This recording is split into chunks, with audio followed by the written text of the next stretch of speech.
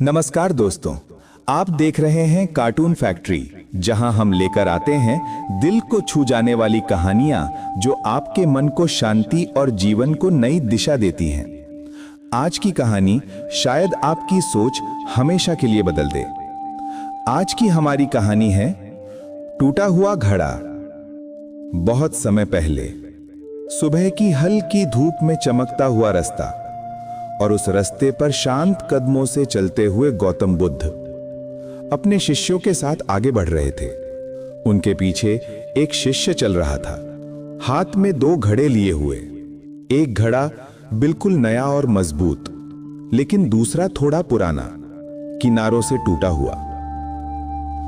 चलते चलते शिष्य अचानक रुक गया और बोला, भगवान, मैं इस टूटे घड़े को फेंक देना चाहता हूं। इससे पानी आधा रास्ते में ही बह जाता है। यह किसी काम का नहीं है।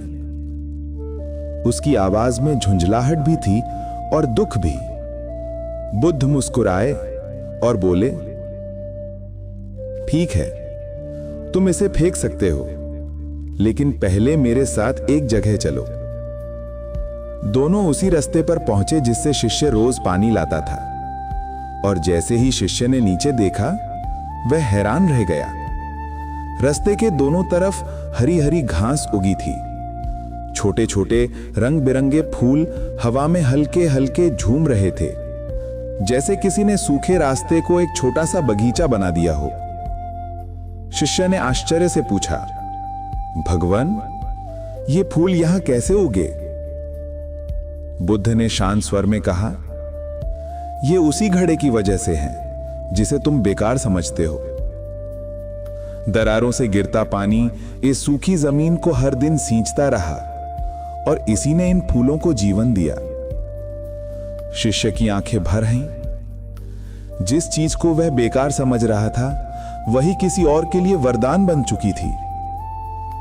बुद्ध ने कहा, याद रखो, हम सबके अंदर कुछ ना कुछ कमियां होती हैं, पर अक्सर वही कमी किसी और के जीवन में रोशनी बन जाती है। कभी भी किसी को उसकी अपूर्णता से मत परखो, क्योंकि अपूर्णता में भी एक सुंदर उपहार छुपा होता है। हवा रुक सी गई और शिष्य के मन की बेचैनी भी। उसने पहली बार महसूस किया, अपूर्णता भी एक खूबसूरती है।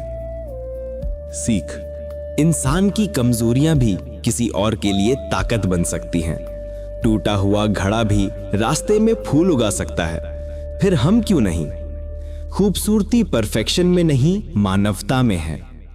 ऐसी ही कहानियां देखने के लिए कार्टून फैक्ट्री ऑफिशियल चैनल को सब्सक्राइब करें। Thank you for watching.